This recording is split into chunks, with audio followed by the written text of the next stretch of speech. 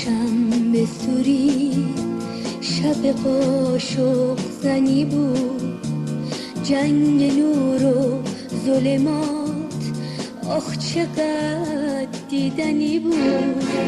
شب فالگوش ایستادن پشت بغض پنجره، شب داغ حادثه، شب صد تا خاطره، شب میلاد بلوغ روی بطه های نور، شب نیت، شب نصر، شب گریه های شور، همه جفتا پیش هم حرفاشون ریگ تنور، سایه هاشون پر حرف، سایه من سوت و کور، روی دلتنگی شب سیافت ستاره بود.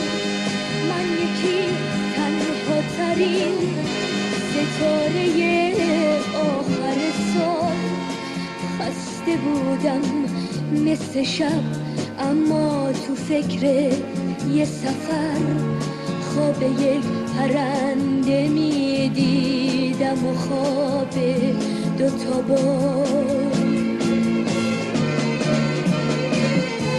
ما صدایی مثل نی کسی پشت در میخون، مثل گرگره تنور سر تا پامو میسوزون، کسی مثل معجزه از هوا اومده بود. هرکی بود با بطه ها منو آتیش زده بود.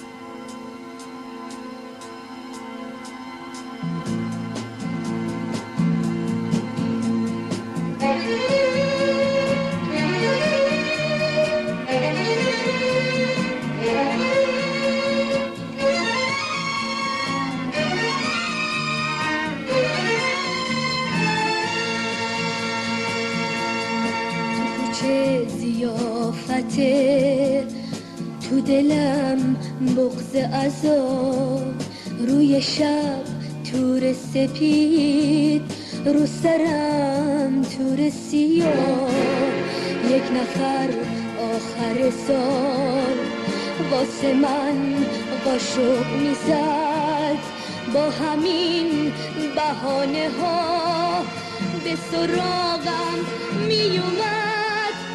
دوباره چهارشنبه شب باز شب فالگوش ایستادم، مثل هر سال پیش من جای عزیزش خالی بود. کسی که حادثه‌ای قشنگ و دوست داشتنی بود، آتیش چهارشنبه شب بود، بارون خشک سالی بود. کسی که صاحب نور، صاحب حادثه بود، صاحب رنگ غروب، صاحب هر صبح زود، حالا باز صدا میاد، کسی قاشق میزنه، چادر رو سر میکنم، این دیگه سهم منه.